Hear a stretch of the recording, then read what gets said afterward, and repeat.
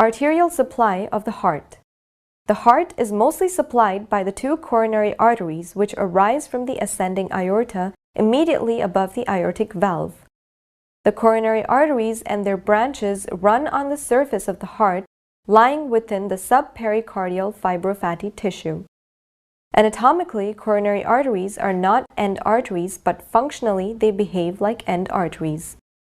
Right coronary artery. Origin.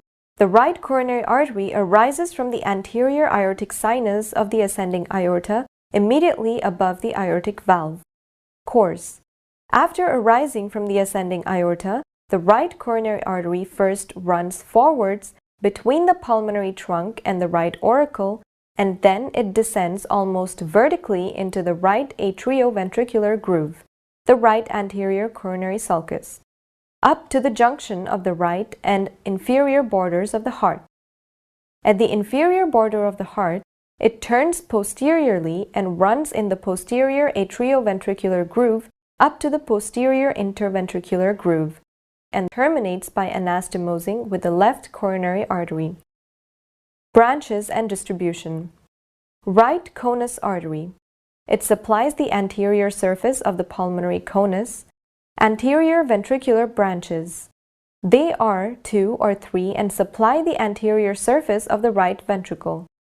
The marginal branch is the largest and runs along the lower margin of the sternocostal surface to reach the apex. Atrial branches. They supply the atria. One of the atrial branches, the artery of the sinoatrial node, supplies the SA node in 60% of cases. In 40% of individuals, it arises from the left coronary artery. Posterior ventricular branches. They are usually 2 and supply the diaphragmatic surface of the right and left ventricles. Posterior interventricular artery. It runs in the posterior interventricular groove up to the apex. It supplies the posterior part of the interventricular septum, AV node in 60% cases, and right and left ventricles. Left coronary artery. Origin. The left coronary artery arises from the left posterior aortic sinus of the ascending aorta immediately above the aortic valve. Course. After arising from the ascending aorta, the left coronary artery runs forwards and to the left between the pulmonary trunk and the left auricle. It then divides into an anterior interventricular artery, also known as left anterior descending artery, and runs downwards in the anterior interventricular groove to the apex of the heart. It then passes posteriorly around the apex of the heart to enter the posterior interventricular groove to terminate by anastomosing with the posterior interventricular artery, a branch of the right coronary artery. The circumflex artery winds around the left margin of the heart and continues in the left posterior coronary sulcus up to the posterior interventricular groove, where it terminates by anastomosing with the right coronary artery. Branches and distribution. Anterior interventricular artery, also known as left anterior descending artery. It supplies anterior part of interventricular septum, greater part of the left ventricle and part of the right ventricle, and a part of left bundle branch.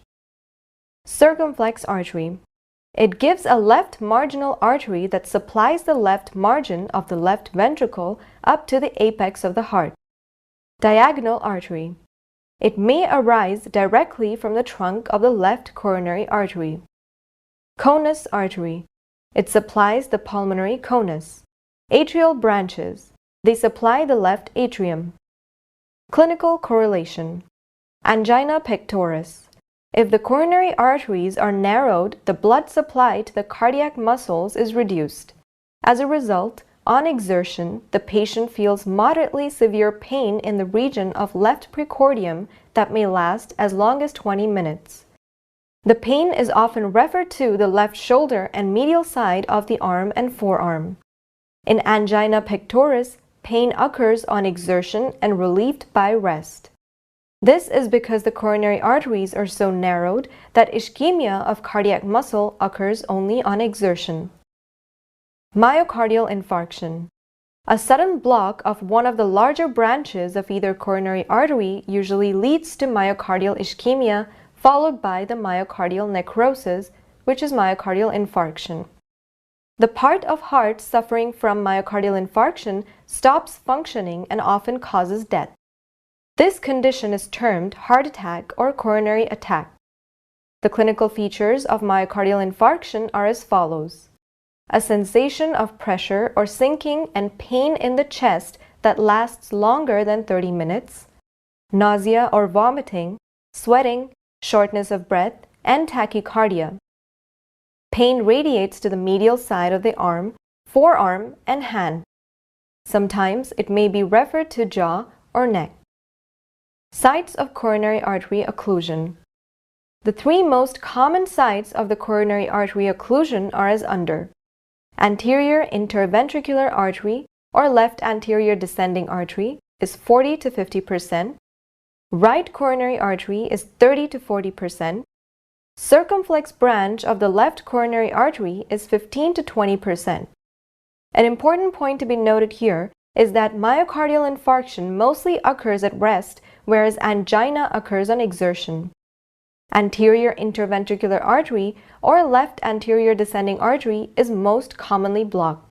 Venous drainage of the heart. Venous blood from the heart is drained into right atrium by the following: coronary sinus, anterior cardiac veins, vena cordis minimi, also known as Thebesian veins. Coronary sinus. It is the principal vein of the heart. Most of the venous blood from the walls of the heart is drained into the right atrium through coronary sinus. The coronary sinus is the largest vein of the heart and lies in the posterior part of the atrioventricular groove. It develops from the left horn of the sinus venous and a part of the left common cardinal vein. Tributaries. The coronary sinus receives the following tributaries: great cardiac vein. It accompanies anterior interventricular and circumflex arteries to join the left end of the coronary sinus. Middle cardiac vein. It accompanies the posterior interventricular artery to join the coronary sinus near its termination. Small cardiac vein. It accompanies the right ventricular artery in the right posterior coronary sulcus and the right end of the coronary sinus. Posterior vein of the left ventricle. It runs on the diaphragmatic surface of the left ventricle and joins the sinus to the middle cardiac vein. Oblique vein of left atrium, also known as vein of Marshall. It is a small vein which runs downwards on the posterior surface of the left atrium to enter the left end of the coronary sinus. It develops from the left common cardinal vein, which is also known as the duct of Cuvier. Right marginal vein. It accompanies the marginal branch of the right coronary artery and joins the small cardiac vein or drains directly into the right atrium. Left marginal vein. It accompanies the marginal branch of the left coronary artery and drains into the coronary sinus. Anterior cardiac veins. These are a series of small veins which run parallel to each other across the surface of right ventricle to open into the right atrium. Vena cordis minimi, also known as Thebesian veins. These are extremely small veins in the walls of all four chambers of the heart.